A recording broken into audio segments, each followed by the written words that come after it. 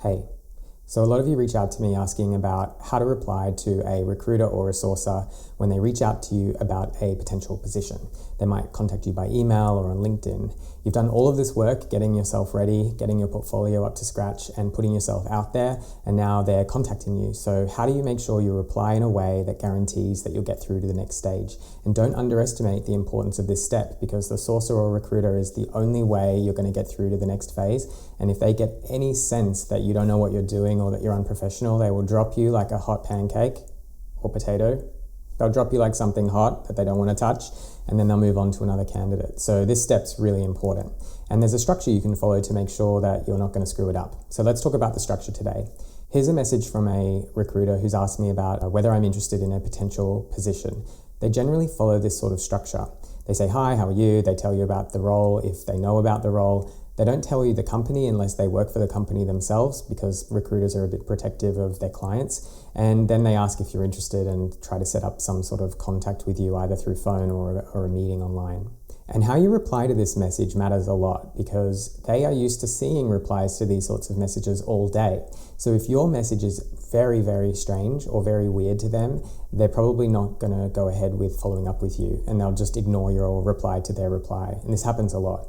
Don't reply when you get excited after the inbound message. You might be on a bus or a train or on your way somewhere, and you got contacted by a recruiter at a great company that you want to work for, and your immediate response is, "Quick, better reply, better tell them I'm interested." And then you don't think about it, there are typos, you say something weird, and then it's over. So first step, don't reply until you've taken the time to construct your reply properly. Second step, don't reply inside of the message itself by email or on LinkedIn, because you might bump that enter button and then send it off before you finish typing, and then you've got to deal with the typo snafu, which is really hard to recover from. So I suggest you write your reply in some draft email that's addressed to no one, or just a notepad or something that's on your computer or your phone. Here's a couple of examples of what not to do. "Dear Sir, Madam, I'm hereby interested in your proposal. Please send me the details. Regards, Andrew Doherty," or your name. If you're too formal in your reply and it's too kind of brutal, they'll probably get a sense that you've not received many messages like this before. You need to let them believe through your reply that this is something you've done before, that you've worked with recruiters before, and that you're not going to let them down. So keeping the reply too formal and too short is probably a red flag for them. Another example is a reply that is way too short and doesn't address them or show any politeness. So "Yeah, sure, what's up?" or "Tell me about it," or "Yeah, I'm in." These sorts of messages would come across as quite cold or brutal as well, and could lead the recruiter to believe that you're going to embarrass them at the next stage of an interview. So the reply should not be chatty in a sense that you're in a kind of chat with them, like on WhatsApp or some messenger client. Even though LinkedIn is a messenger client, you do need to be a little bit formal about your reply, but not too formal. "I'm in. I'm desperately looking for work." This is probably a bit of a mistake as well. Showing any sort of desperation or any sort of extreme desire to take them up on their opportunity might make them think that you've been looking for a job for a long time, and then they worry that there's a reason for that. Why would this person be looking for a job for such a long time if they were great? So they're going to think you're a bit of a dud. It's kind of like dating, and if you're too quick to agree to the date, the other person might start to think that you're a bit of a dud. And that's a shame, because you're not, but we're dealing with perception here, and people's perceptions of you are mostly going to be inaccurate. So what we have to do is manage those perceptions in a way that is quite structured. Here's my perfect reply. Let's read it just as it is. "Hey Max, thanks for your message. The timing is really great actually, as I'm interested in potential opportunities that might come up. I've recently been working on a social media project, and I think there could be an interesting crossover with regards to the role. Please feel free to set up a time for a call. Would it be possible to send me a few meeting slots that suit you, and I will make time in my calendar. Thanks again, Andrew." Pretty simple, and I want to go through each of the sections of this reply to explain why I wrote these words and what they actually mean. First, no "Dear Sir, Madam," just "Hey, name, comma."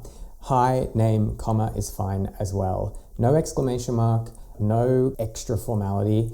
Just say "hey" or "hi." Generally, you can use the same language they used when they addressed you. As you can see here, the recruiter said, "Hey, Andrew." So I said, "Hey, Max" in return. If he said, "Hi, Andrew," I would say, "Hi, Max" in return. And this helps the recruiter feel at ease with me because I'm starting to use similar language to them. If they say, "Dear Andrew," I would probably not reply with a "Dear Max," but I would just jump over to a "Hey Max" or a "Hi Max," and I think that's fine.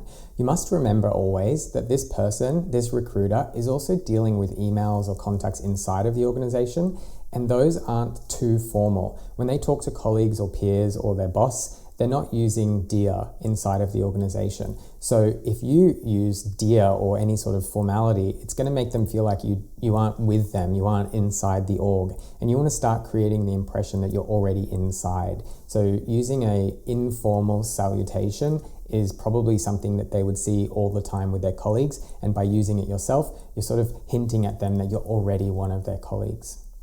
Thanks for your message is important. Thank them for reaching out to you. You can even say that. Thanks for reaching out. Thanks for your message. Just keep it really short, but make sure you say thank you straight away. Then I've started to talk about the timing. The timing is really great, actually. You could say the timing of your message, but I just kind of keep it vague. The timing is really great, actually, as I happen to be interested in a potential opportunity or potential opportunities that might come up. There's a little bit of a hint in here that I'm winking at the recruiter or sourcer to let them know that I'm open to opportunities. But I haven't gone so far as to say, yes, it's me, I need this job, because that leans into desperation. What I've done is I've said, yeah, I'm actually interested in what's out there and it might be suitable. You're letting them know that you're open, but you're not desperate. Then I link something that I've been working on recently with anything that they've suggested in their contact to me. In Max's case, or in this recruiter's case, you can see that he's talked about the role being related to a social media client or a social media company. So I let them know that I've been working in the field or that I've been working on something that could be related or relevant. This puts them at ease that I might have some understanding of their client's needs and that I'll be able to speak to that at an interview stage. So now they're thinking, yes, not only did the outbound contact come through and they've replied, but they happen to be working in a field that would be relevant to the role I'm trying to fill. Lastly, please feel free to set up a time for a call. Would it be possible to send me a few meeting slots that suit you and I will make time in my calendar? What happened here? First, I said, yes, I'm open to contact you or be contacted by you. Second, I then asked politely, would it be possible for you to let me know about slots that might suit you? Rather than just replying and saying, I'm free at 9 a.m. tomorrow, I let them tell me what times they would prefer to chat, and then I will be flexible to make one of those times work. Generally, they send a couple of slots, and you'll find one that might work within your schedule so that you can actually speak to them in private and not kind of have your boss overhear you chatting to a recruiter. If none of the slots that they send you work for whatever reason, you can reply politely and let them know that you might need another slot because those 3 or those 2 unfortunately coincide with some very important meetings that you can't miss, and they'll understand if you put a professional spin on it. Don't tell them you're going to a soccer game or that you've got a date with your boyfriend or girlfriend. Just try to make it seem like there's some work-related thing that you're doing that's making it impossible for you to meet those time slots. Sometimes sources or recruiters will send you like a Calendly link or some sort of link to an online scheduler, and if they do that, fantastic, because then you don't need to do all of the replies. And it's important because if they put it into their contact first before you've even had a chance to reply to them, what you can do is draft your reply, go over to the scheduler, find the schedule slot that suits you, book it, and then reply. And in the reply, you can state, I saw your scheduler and I've selected the 3 p.m. slot on Wednesday. Hopefully that suits. Looking forward to speaking with you. And then you've skipped a whole step there. But you don't have to reply, then book it anyway, then reply again. I would just bundle the 2 together because every inbound contact for them is more work. So you want to shorten the workload that they have to deal with you. And lastly, I thank them. So I say, thanks again, thanks for reaching out, that's fine, comma, and Andrew. No warmest salutations or with best regards. Sometimes you could write best, comma, which is a short way of saying best regards, and that's pretty casual, but works. Or you can just say thanks again, comma, and then your name. Don't put your full name, just put your name. You might want to put your phone number if they've suggested in their message that they want to talk to you on the phone rather than through some sort of online platform. And if they've done that, then you can just say, I've included my phone number below in your message body, and then say your name, and then beneath that, your phone number. So you've sent off the reply. What happens next? Generally, they will reply pretty soon, and they'll reply either the same day or the following day. If they don't reply, It's okay for you to bump them again a couple of days later. I wouldn't do it 1 or 2 days later, probably 3 or 4 days later, business days. So if it's a Friday, don't bump them on Monday, bump them on the Wednesday. If it's a Monday when you reply and they don't get back to you, then bump them again on the Wednesday or the Thursday. And the reply to the reply is essentially as follows. Hey Max, bumping this in case it got lost in the maelstrom or in case it got lost in the chaos. Best, Andrew. You don't have to say, why haven't you replied to me? Or please get back to me as soon as possible. Or I've been waiting for your reply for 4 days. There's been no response. Anything like that's going to just piss them off. So the best thing to do is wait a couple of days, give them some space, and then bump it. This happens a lot, by the way, that they do forget that they've got an inbound message from you, and it's normal. You weren't rejected just because they didn't reply to this message. So be calm, wait a couple of days, and then send them a bump. I call it a bump. I don't know what other people call it, but I just say, hey, Max, bumping this message in case it got lost. Looking forward to speaking with you. Best, Andrew. That'd do it. So now you've sent your reply. It's time to wait. They get back to you in a couple of days and they've suggested the time to meet, or they've put in a link or some sort of meeting invitation and you've accepted it. What's the next phase? I'm going to probably make another video where I go into that first sourcer call in much more detail, but I would suggest that you prepare yourself for a 15-minute call.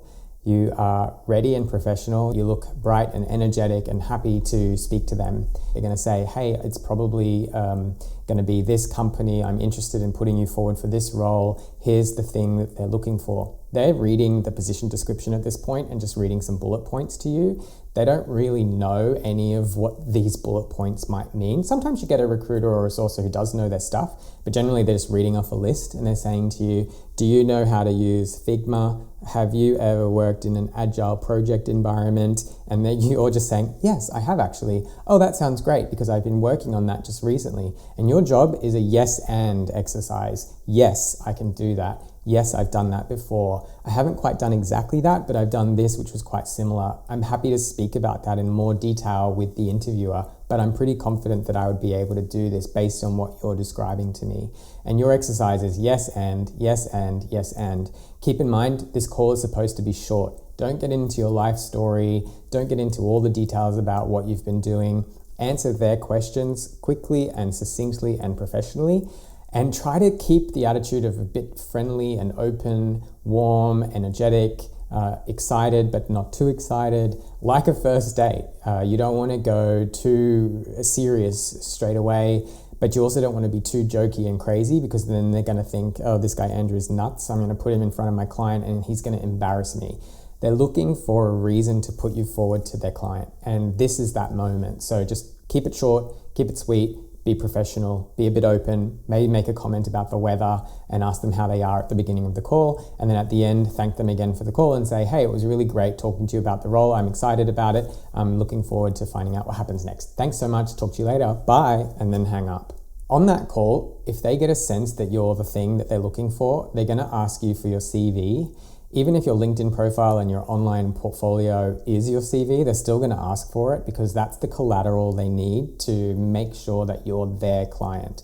They'll put your CV onto their own letterhead and then they'll send that through to the company as though they have found you. And they'll put the name of the recruitment firm at the top of your CV. They'll probably even export your CV into their own software and then they'll send it off because it makes it look like they've done some work.